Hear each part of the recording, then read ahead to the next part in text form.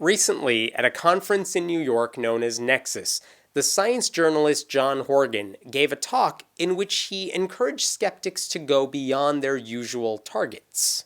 He said that skeptics were critical of, and I'm going to quote here, God, ghosts, heaven, ESP, astrology, homeopathy, and Bigfoot. He also said skeptics go after global warming deniers and vaccine deniers. That's all well and good, he said, but he called all of those things soft targets. That's because he felt we were only preaching to our choir when we did these things. People outside our bubbles tended to ignore us. He urged skeptics to instead go after the hard targets. That included, quote, multiverses, cancer tests, psychiatric drugs, and war, the hardest target of all. Now, I'm not opposed to fighting against bullshit in all of its forms, especially when faulty reasoning leads us to silly wars or sham treatments. But his whole argument seemed to boil down to, I don't like your priorities, you should follow mine instead. While Horgan's at it, why doesn't he just tell Lambda Legal to stop fighting for LGBT rights because there are black people who are being discriminated against in places like Ferguson, Missouri?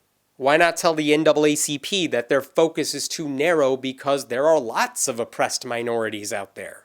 Why not tell the ACLU to stop protecting the First Amendment because in places like Syria, the people have no rights at all, and isn't that a bigger thing worth fighting for? You can't solve every problem in the world. We should consider ourselves lucky that there are people in this world willing to dedicate their lives to fighting whatever injustices they see, even if it may not be our personal pet projects. We may not be able to solve the problem of war, but we may be able to convince people not to give their money over to self-proclaimed psychics. We may not know enough to criticize string theory, but we can proudly debunk the lies that conservative Christians like to tell about LGBT people, and science, and sex, and God.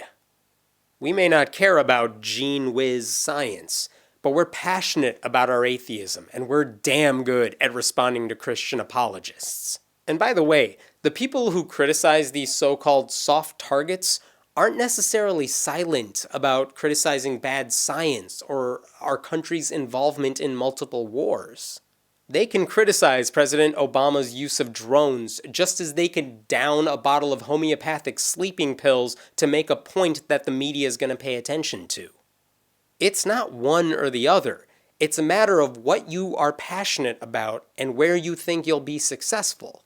And by the way, religion and pseudoscience and the afterlife are by no means soft targets.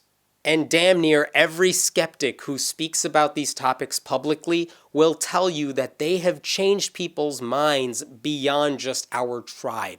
And they know that because they have heard from those people.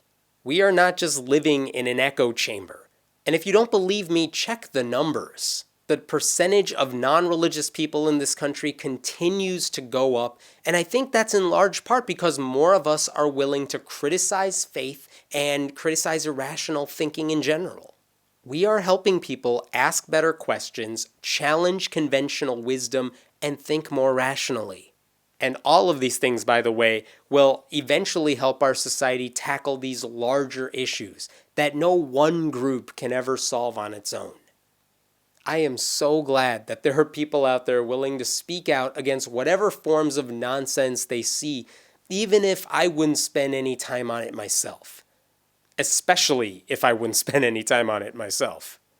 The more people who do that, the better off we all are. The problem isn't that skeptics are tackling small issues.